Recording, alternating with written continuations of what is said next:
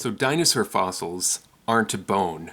And I'm not talking about like casts of dinosaurs, fossils that are sometimes found in museums in replacement of real dinosaur fossils. I'm talking about real dinosaur fossils that have been found, in the ground and excavated and all of that. So first, let's talk about how fossilization occurs. First, you need to understand that most dinosaurs didn't become fossilized. Most dinosaurs after they died would have been eaten by scavengers or worn away by wind or something like that. In order for fossilization to occur, there must be a very specific set of conditions that are met. Specifically, a dinosaur must have been covered in sediment soon after it had died.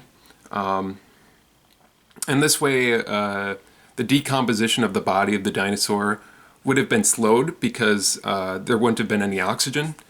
And the body would have lasted long enough for fossilization to occur. But how did dinosaurs get buried by sediment?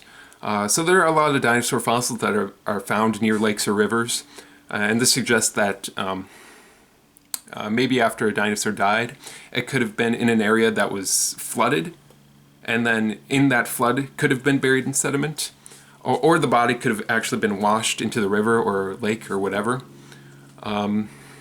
and buried in sediment there.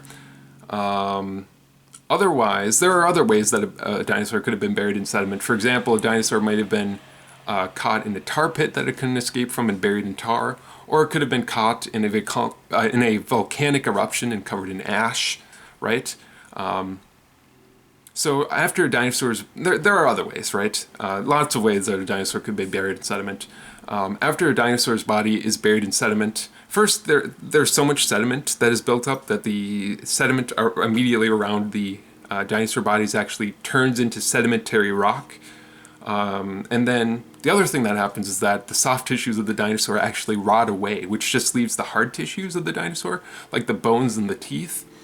And through a combination of pressure, chemical reactions, and time, the minerals in the groundwater that surround the hard tissues of this dinosaur, the minerals will actually begin to replace the bones of the dinosaur like bit by bit.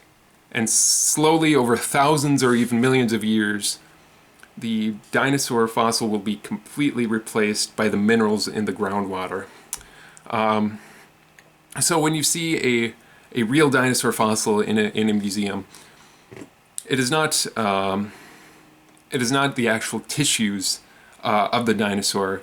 It is actually just a rock in the shape of the bones of the dinosaur, right? But I should mention that not all fossils are like this. There are some fossils that do preserve the tissues of the animal. For example, maybe a insect could have been caught in a tree amber and then preserved in tree amber. Those types of fossils actually do preserve the actual tissues of the animal. But a dinosaur is way too big to be trapped in tree amber, right? This type of fossilization only occurs in small animals like insects or maybe like small lizards. But there you go. Dinosaur fossils aren't bones, they are rocks. Wow.